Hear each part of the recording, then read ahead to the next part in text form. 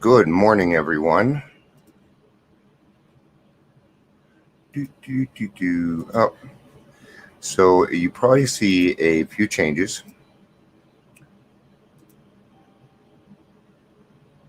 Oh, we're catching up here. All right. Yes, good morning, good morning. Now, on my side, my camera is kind of going a little weird. So if you guys just let me know if that's happening on your side, that would be awesome. Um, it's fine if it's happening on my side, but if it's skipping on yours, and it has to do with the new banner. So, which I'm working on. It's supposed to be above my head, and I can do that on Zoom. Anyway, so I hope everybody had a great weekend. Uh, and mine was pretty good, huh? Spent some time with grandkids. Uh, that's always wearing, but it's so worth it. It is. Uh, you know, I get to hear 24 hours of Grandpa. Um, It was funny because when they were being born, people were asking me, "What do you want them to call you?" I'm like, I want Grandpa." It's just I'm kind of old fashioned. Everybody else can have Poppy and everything else. I just want to be Grandpa. So uh, neat stuff, man. We get to enjoy those things now. I actually get to sit down and enjoy my time with my grandkids without me worrying about if I'm going to be able to have a drink that day. And it's nice to have a clear mind to be able to interact with them and make correct decisions with them. Um, I'm kind of the one of the stable male influences in their life, and I'm proud of that. Thank you, God, for giving that to me. Let's get to today's daily reflection. Few things. If you're watching the live show or you're watching the rewatch, please let me know. As always, if you have a topic that you would like to hear, please let me know, and I will get it on in the next few days. All right.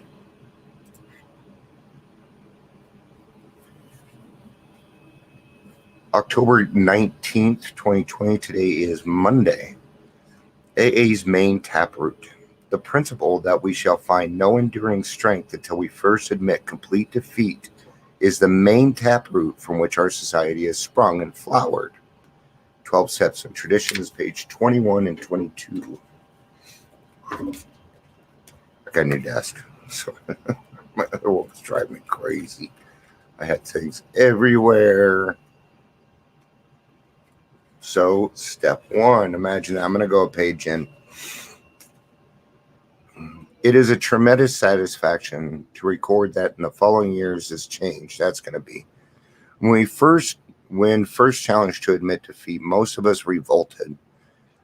We had approached AA expecting to be taught self-confidence. Then we had been told that as far as alcohol is concerned, self-confidence was no good whatsoever.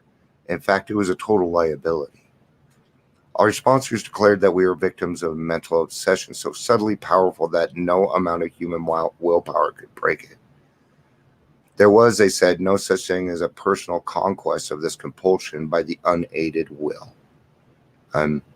So what they're saying is everything you've tried has failed, and everything you're going to continue to try that you come up with is probably going to. And that we have all made these same excuses. And we finally get to a point where we don't have any more excuses, where we might, the only honest thing that really comes out of our mouth at that point is, I don't know, or I need help.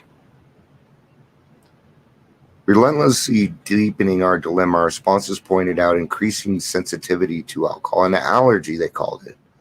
The tyrant alcohol wielded a double-edged sword over us. First, we were smitten by an insane urge that condemned us to go on drinking, then by an allergy of the body that ensured we would ultimately destroy ourselves in the process. Few indeed were those who, so assailed, had ever won through the single-handed combat. It was a statistical fact that alcoholics almost never recovered on their own resources, and this had been true apparently ever since man had first crushed grapes.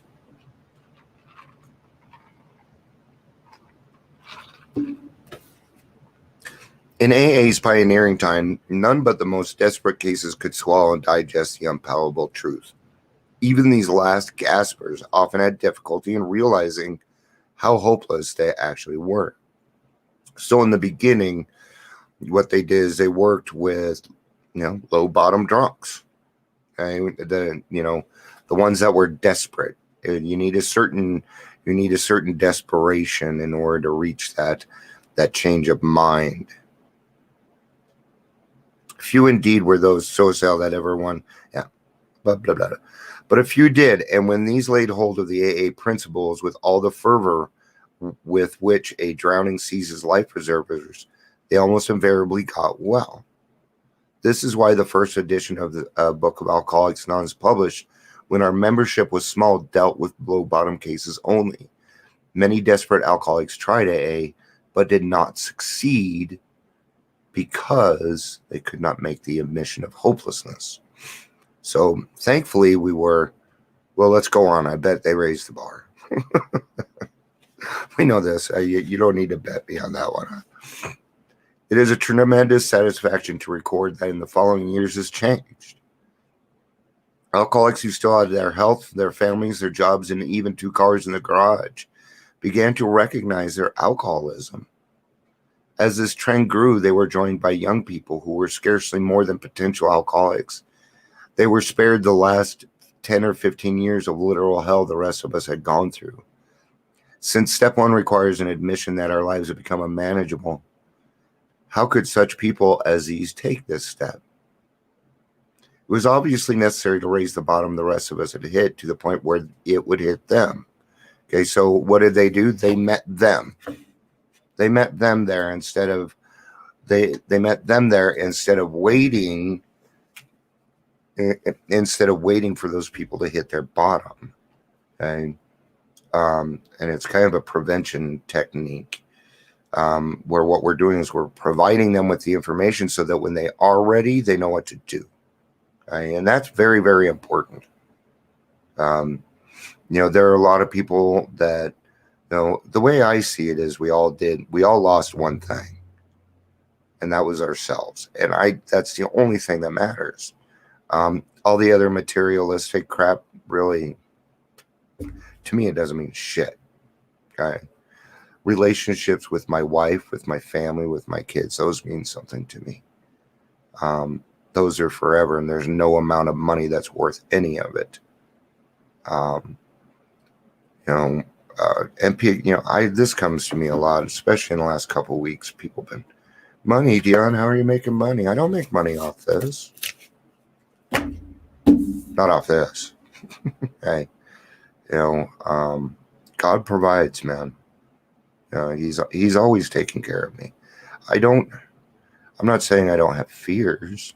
Of course I have fears around money, but I don't sit there. I don't dwell in them.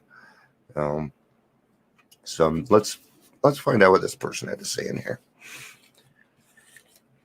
Defeating and knowing it, I arrived at the doors of AA alone and afraid of the unknown. A power outside of myself had picked me up off my bed, guided me to the phone book. If you guys don't know what a phone book is, there used to be this book and it had everybody's telephone numbers in it, and you'd have to flip through the pages. Ask your kids nowadays to look up doctor in the yellow pages, see if they can find it. Right? That picked me up off the bed, guided me to the phone book, then to the bus stop, and through the doors of Alcoholics Anonymous. Once inside AA, I experienced a sense of being loved. I experienced a sense of being loved and accepted, something I had not felt since early childhood, or maybe even ever. I had an interview yesterday, a podcast yesterday, and this man hardly ever got any love from his parents, ever. And I find, and we all have different. It is kind of different. Some of our backgrounds are different. Mine was different from his. kinda, you know. My parents did a lot of the same things that his parents did. We grew up in the same age. So even though we were worlds apart, we went through the same things together. And that's where you get that experience of being loved and accepted. And we don't have any, we're not passing any judgment. Well, we probably are, but it's not going to come out of our mouth. Hey guys, we're human. All right. If you think that somebody doesn't do or say something and I don't have a judgment running through my head, you are incorrect. It happens to all of us. What I do with that information is going to be what matters, right? And if it's good, then I say it. Okay? You know, if I see that somebody's doing really, really well, man, we love celebrating in AA. We love celebrating recovery, and we love celebrating milestones. And milestones isn't just time, but goals and stuff. Goals and stuff. You know, stuff. May I never lose a sense of wonder I experienced on that first evening with AA, the greatest event in my entire life. It will. Sorry. Well, it won't go away, but it's going to feel different. Okay? Because then you're going to even look back and be like, whew, man, that was fucked up. Right? And I look at, because I certainly don't shut the door on my past. I still need to learn from it.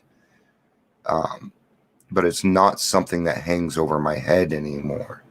It's not something other people can utilize against me anymore, because I get to stand on my own 2 feet in the sunlight of the Spirit with God, and can't touch this. Can't touch this, right? Right? When we're doing the right thing, you're untouchable, man. Right? Because what are people going to do? Stop running around doing good things for people, would you? I'm gonna tell you now, it's going to annoy some people. They're gonna not like you for it. Okay? Now, don't take it personally. They're utilizing you to avoid what's going on inside themselves. All right. Say hi. Good morning, Jill. Good to see you. Good morning, Cindy. I guess Cindy's on. Not letting me know. So whoever else is on and it's not letting me know, good morning to you. And thank you for being on. It doesn't always tell me who comes in the room. That's why I ask you to say hello. So that's going to be it for today, guys. I'm kind of on an even plane. I'm not up here. I'm not down there. Today I'm going to be working on an education piece for professionals so that we can start getting recovery coaches and professionals on the same page and create a good, solid relationship, because it's not there. So we're going to get that done, right? And get that taken care of.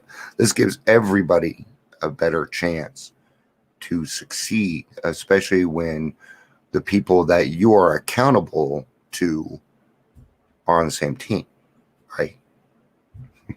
Oh yeah, I know your sponsor. Sure I do. Oh shit. I was a recovery coach. I had one guy. I had one client, and he was having such a hard time finding a sponsor. So finally, I said, I'm getting you your sponsor. Okay. And I went and got my old sponsor that got me sober this time around, Paul. I haven't heard from one of them since, so I bet it's going great, guys. You know? But that helped keep him accountable, because, you know, and no, it wouldn't happen because of HIPAA. But, you know, well, Deanna and Paul know each other, so I got to make sure that I really do the right thing. Because if not, one of these two guys is going to notice. And that keeps us accountable. It keeps us going. Okay? And it's a great thing.